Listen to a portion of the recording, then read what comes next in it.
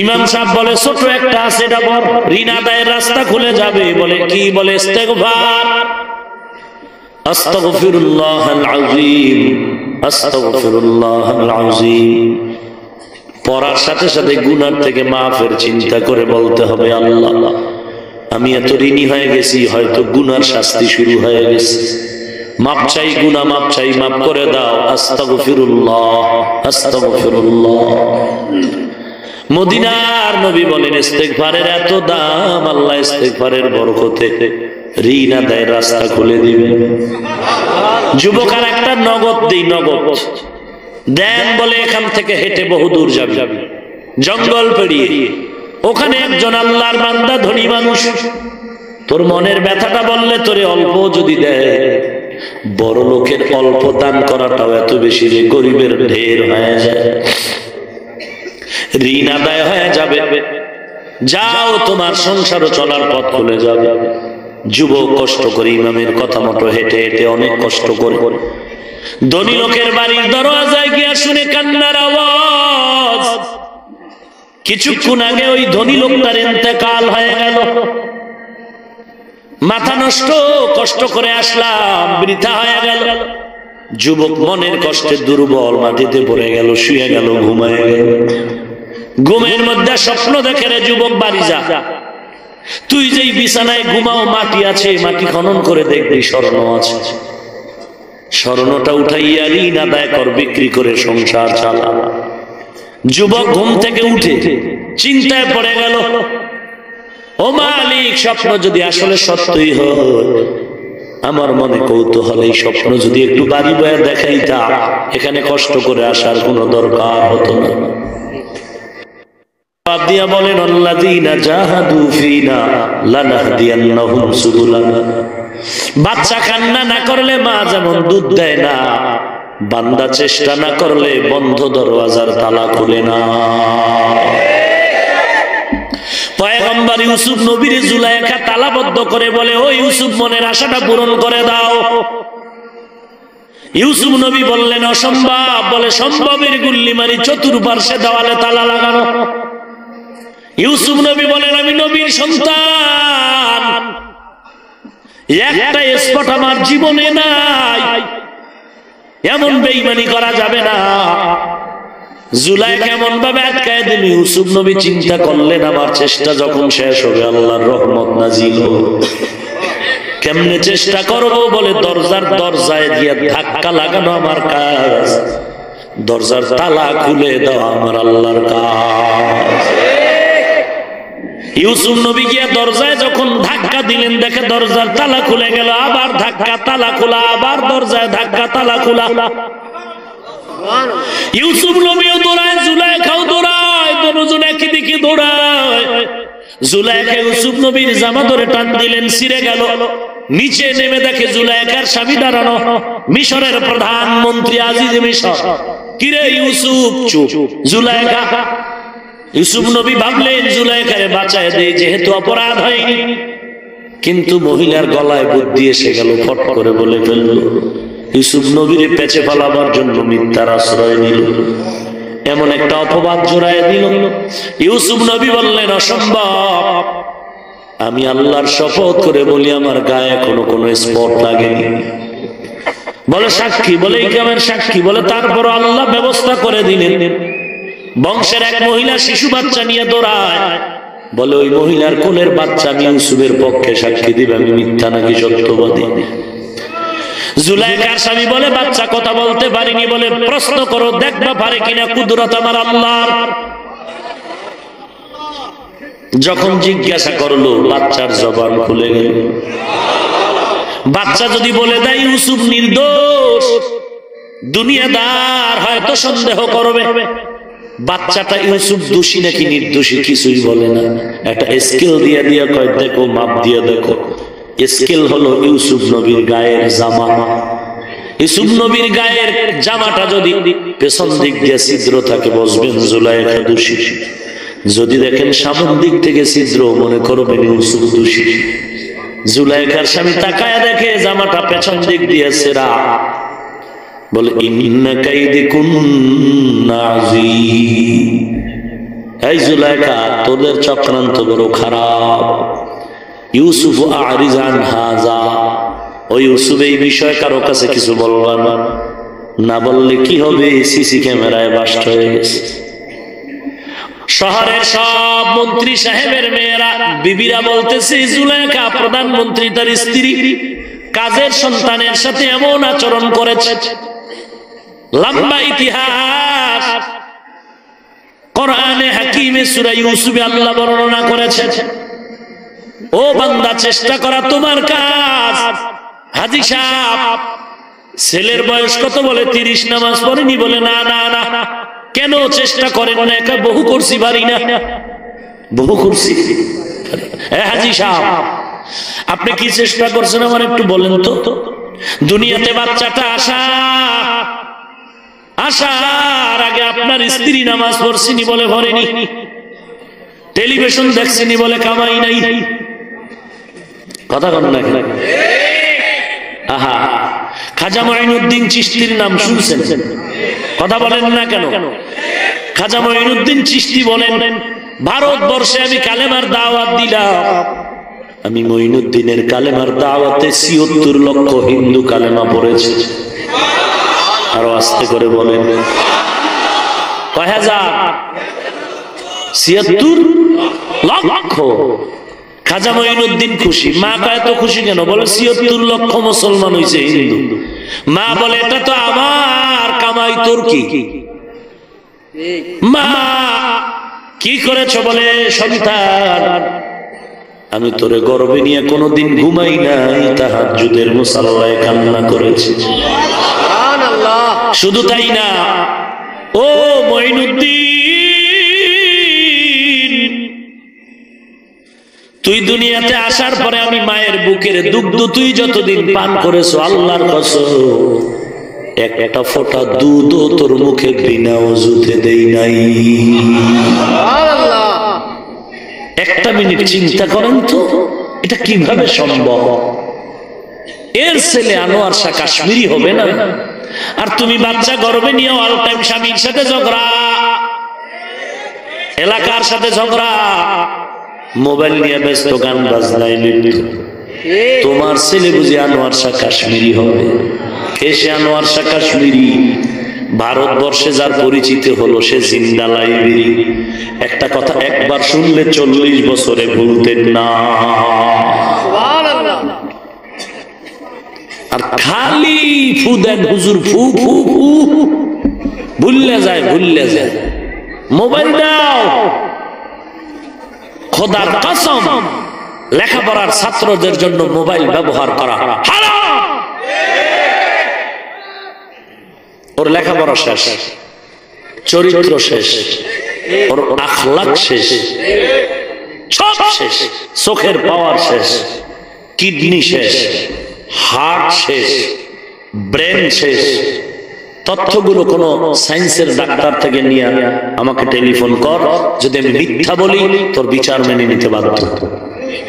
তোর লেখাপড়া শেষ। এই ছেলে 20 বছর থেকে 40, মেয়েরা 15 অথবা 20 থেকে ধর 30, এর মধ্যে চেহারার উজ্জ্বলতা নষ্ট হবে না। তুই আয়না ধরে আমাকে টেলিফোন করে বল, তোর চেহারায় নূর নাই কেন? তোর চেহারার দিয়ে তাকাইলে মায়া আসে না কেন? তোর চেহারার উজ্জ্বলতা নষ্ট হলো কেন? একমাত্র জবাব এই গজবের মোবাইল। তোর আব্বা আম্মা 75% দায়ী, 25% তুই দায়ী। হাসরের ময়দানে সবগুলোর বিচার হবে। সন্তান পিতামাতার বিরুদ্ধে মামলা দায়ের করবে আল্লাহর আদালতে। কি খুশি! ছেলেরে মোবাইল, মেয়েরে মোবাইল দিছে, গাড়ি কিনে দিছে, স্কুলে যায় ধুমধাম। কি গর্ব বাবা! কয়েকদিন পরে মা কান্দে, বাবা কান্দে, মেয়েটা দেখি না কি হইল, হিজরত করে জানি কই গেল। ঠিক নেই? কোথায় কোথায় খুঁজে খুঁজে খুঁজে দেখা গেল অমুক মদের আড্ডায়। কয়েকদিন পরে দেখা গেল নদীর পাশে লাশ ভাসে। ও হাজী সাহেব, ছেলেটারে চেষ্টা কি করছেন দুনিয়াতে আসার পর? ডান কানে আজান দিছেননি, বাম কানে ইকামতের আওয়াজ দিছেননি, বলে কপাল বড় ভালো, ক্লিনিকে আমার বাচ্চাটারে প্রসব করাইলাম, ওখানে কোনো মুয়াজ্জিন নাই। ইহুদি কুত্তারা তো এইটাই চাইছে, ইহুদি কুকুরগুলো তো এটাই চেয়েছে, মুসলমানের সন্তানগুলো ক্লিনিকে ঢুকাও।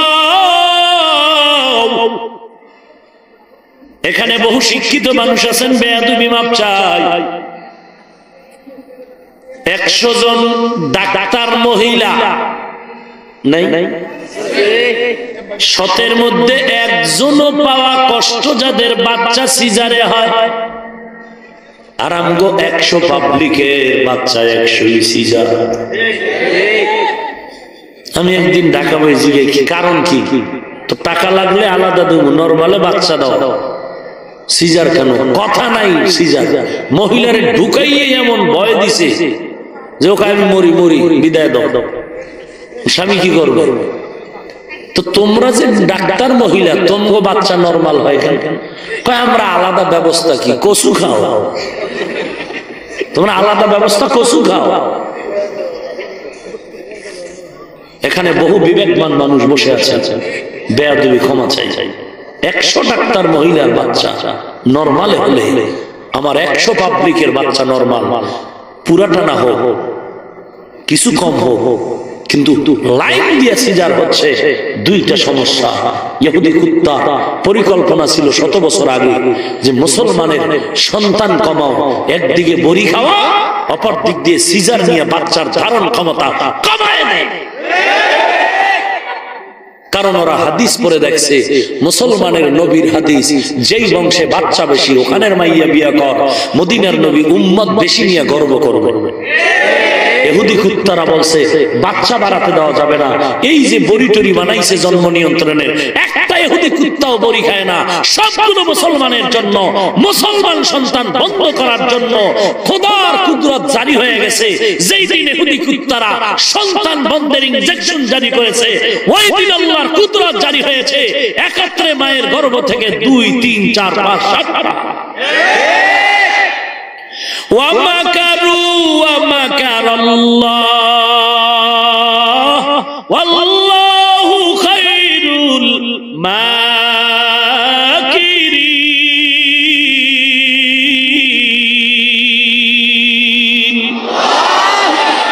কিও চেয়ারম্যান সাহেব যাইতে পারবো ঢাকা? লাগছে তো কঠিন ভাবে। আপনি চিন্তা করেন আধা মিনিট। ও হাজী সাহেব, আপনি চেষ্টা করছেন না? ডান কানে আজান নাই, বাম কানে ইকামত নাই। আল্লাহর নবী বলছিলেন একটা ভালো নাম রাখতে, রাখছেন? কাহা হুজুর রাখছি কি? হৃদয়। সবুজ গম্বুজ, হাসি খুশি, সাগর, বৃষ্টি, নদী, হ্যাঁ সব কোরআনের নাম। হ্যাঁ, হুজুরের ডাকছে, ছেলে অসুস্থ, দোয়া করে যান। হুজুর আই এবার পেট ভরে খেয়ালে দোয়ায় বসলাম, রেডি, সবাই রেডি, নিকায় রেডি। বলে ছেলের নাম কি? বলে সাগর। হুজুর দোয়া মোয়া থুইয়া দো। হুজুর দাঁড়ান, কয় খবরদার তোর জুতা দিয়ে বাইরে। কারণটা কি? এই সাগরে আমার 3 বার বাড়ি ভাঙছে, এই সাগরের জন্য কোনো দোয়া নাই। 3 বার আমার বাড়িটারে ভাঙ্গিয়া শেষ করে দিয়েছে, এই সাগরের লেগে দোয়া নাই। ভাইরা আমার, আপনি চেষ্টা করছেন হাজী সাহেব। নবী বলছিলেন এরপরে একটা কাজ করো, ছেলেটারে আদব শিখাও। শিখাইছি কোন কি? অনেক শিখাইছি। কি? বলে আমার ছেলের শিখাইছি সরোয়া, অজগর, ছড়ায়া, আপা, রশ্মি, ইফটিজিং। ঠিক নেই? আমার ছেলেটাও তো সরোয়া, সরেয়া, রশ্মি পড়েছে, কিন্তু অজগরের গজবে ধরে নাই। আমার সন্তানের শিখাইলাম সরাতে অজু, সরায়াতে আল্লাহ, রশি দিয়া ইসলাম। দোয়া শিখাইছেন নি? বলে হ্যাঁ, আমার ছেলে দোয়া করে রব্বির হামহুমা কামা রব্বায়ানি সগীরা। হাজী সাহেব, জি হুজুর, কি দোয়া শিখাইছেন? ক্রিং ক্রিং টেলিফোন, হ্যালো হ্যালো হ্যালো, কে তুমি, কাকে চাও? বলো বলো বলো। আমি মেও হ্যালো কে বিড়ালকে চাই, জরুরি খবর আছে, দেখে দাও তাই। হামটিমা টিম টিম, তার খারা দুটো শিং, তারা মাঠে পারে আন্ডা। সিংওয়ালা জানোয়ারে ডিম দেয়? সিংওয়ালা জানোয়ারে ডিম দেয়? তাহলে কথা সত্য না মিথ্যা শিখাইল? খোদার কসম, যেই শিক্ষার ফাউন্ডেশন মিথ্যার উপরে হবে, ওই শিক্ষার দ্বারা জাতির কল্যাণ হবে না।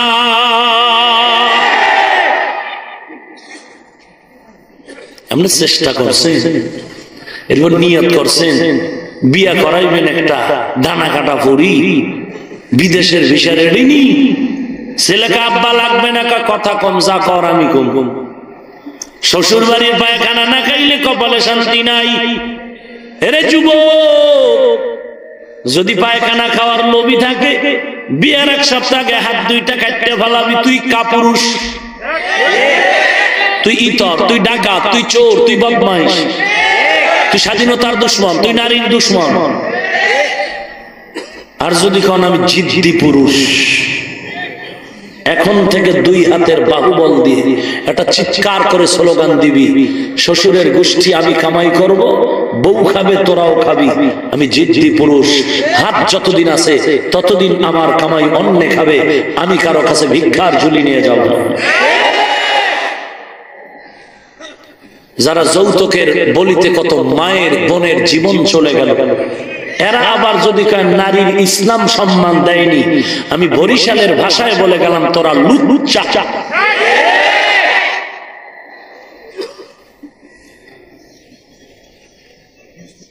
আল্লাহ কুদরতের হাতে হেদায়েত দান করুন। ওয়াল্লাযীনা জাহাদু ফীনা লানাহদিয়ান্নাহুম সুবুলানা ওয়া ইন্নাল্লাহা লামাআল মুহসিনিন। ভাইজান রাগ করতেছে, দাওয়াত না দিলে অসুবিধা কি? বেশি মানুষ বিরক্ত করে, একটু না আইলে আরো ভালো। ভাইরা আমার, ওরে নবীর উম্মতের দলের যুবক, মাথায় টুপি দিলি না কেন? বলে মাথা গরম। তুই বুঝলি, আমি বুঝি না। লম্বা জামা পরলে শরীর আটকায় যায় গরম, তুমি বুঝছো, আমি বুঝি না। ব্যাপারটা এমন না রে বাবা। দাড়ি রাখলে যৌবনের ভাব চলে যায়, তুমি বুঝছো, আমি বুঝি না। ব্যাপারটা এমন না রে বাবা। তাহলে বলবা, হুজুর তুমি টুপি কেন ফালাও না, দাড়ি ফালাও না কেন, নামাজ পড়ো? কারণ কি জানো টুপি কেন ফালাই না? গোপনে গোপনে টুপি দাড়ির কারণে সরকার আমাদের ভাতা দেয়। তাহলে কেন ফালাই না রে বাবা? ভাতা তো দূরের কথা, বরং উল্টা গালি আর গালি খাইলো। দেশটারে মোল্লার দল টুপিওয়ালারা খাইলো। অথচ টাকা চুরি, রাস্তার গম চুরি, টিন চুরির মামলায় কোনো টুপিওয়ালার নাম নাই। ওরে মুমিন, পায়ে ধরে বলি, রাগ করিও না রে ভাই। আমিও মায়ের সন্তান, ও মানিকগঞ্জের মা, আমি হাফিজুর রহমানের মা। ও মা, তুমিও মা। আমার বাবাও বাবা, তুমিও সন্তানের বাবা। আমিও যুবক, ও ভাই তুমিও যুবক। টুপিদারি কেন পড়লাম? গালি গালি, কত গালি, কত অপবাদ। এই মাদ্রাসায় পড়ে লাভ নাই, চাকরি নেই, সার্টিফিকেট নাই, জঙ্গি জঙ্গি জঙ্গি। আজ পর্যন্ত কোন টুপিওয়ালা তোমাদের সাথে তর্কে জড়ায় নাই, গালাগালিও করে নাই, বদদোয়াও করে নাই। বরং এত কষ্ট করে করে আর জীবন কাটাইছে। ও আল্লাহর বান্দা, উস্তাদের মাদ্রাসায় ৫,০০০ টাকা বেতন, ৬ মাস বাকি, আর পরও ছেড়ে যায় না। কত গরিব ছেলেরা মাদ্রাসায় কোরআন পড়ে, 10টার আগে ঘুমায় না, ফজরের আগে উঠা কোরআন পড়ে। এত গালির পরেও মাদ্রাসা ছেড়ে যায় না। ওই ভোর রাতে উঠা যায় নামাজ গুছায় কাঁদে, আর আল্লাহকে বলে, রে মালিক এত গালি শুনিয়াও কোরআনের দরজা থেকে ভাগিয়া যাই নাই। এখানে পড়িয়া কোনো চাকুরি নাই, এ মাদ্রাসায় পড়ে কোনো সার্টিফিকেট নাই। কত জঙ্গির গালি শুনলাম, কত অপবাদ, এরপরেও মাওলা তোমার এই কোরআনের দরজা ছাড়িয়া যাব না রে আল্লাহ।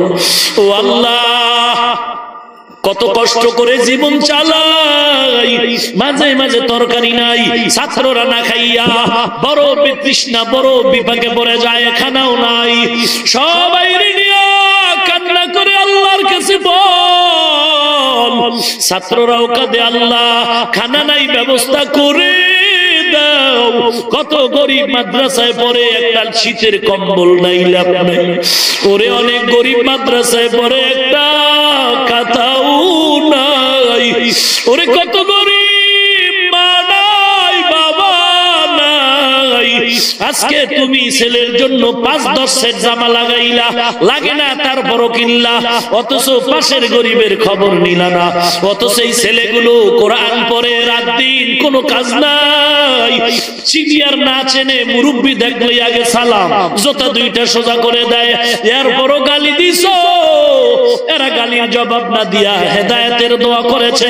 আল্লাহ তাআলা কুদরতের মায়ের নজর দিয়া 40 বছর পরে বলে, এরে কোরআনের সৈনিকের দলেরা, আর টেনশন করিস না, কাটা দিয়া কাটা খুলে দিলাম আমি আল্লাহ।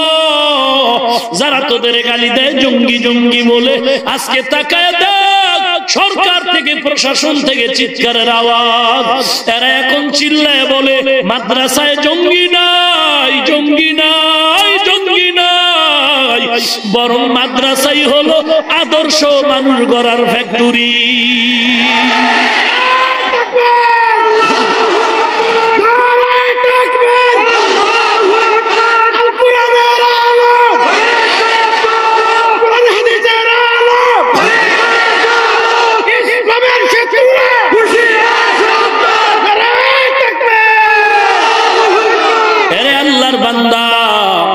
অনেকে ভাবে মাদ্রাসায় বুঝি গরিবের সন্তানেরা পড়ে, চলো আমগো ঢাকায় ওসিডি, সিএসপি, আইজি, উকিল, ব্যারিস্টার, র্যাব, আর্মি, পুলিশের ছেলে কোরআনের হাফেজ।